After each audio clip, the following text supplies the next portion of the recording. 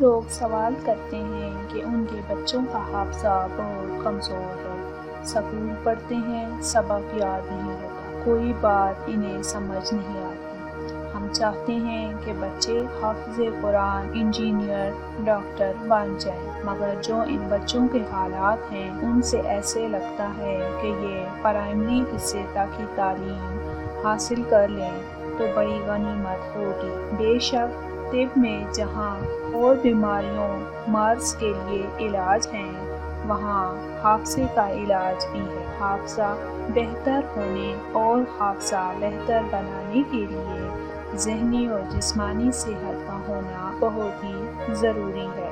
آج کی ویڈیو میں ہم آپ کو ایک دیسی نسخہ بتائیں گے جس کے استعمال سے بچوں کا حافظہ تیز ہوگا۔ اس دیسی نسخے کے لیے ہمیں جن چیزوں کی ضرورت ہے: دیسی انڈے 6 عدد، بیسن آدھا کلو، دیسی گھی آدھا کلو، چینی آدھا کلو۔ ان تمام چیزوں کا حلوہ تیار کر لیں اور اس حلوے کو سنبھال کر رکھ لیں۔ 50 گرام حلوہ صبح بطور ناشتہ اپنے بچوں کو استعمال کروائیں۔ اس نسخے کے مسلسل 1 ماہ کے استعمال سے آپ کے بچے کا حافظہ تیز ہو جائے گا۔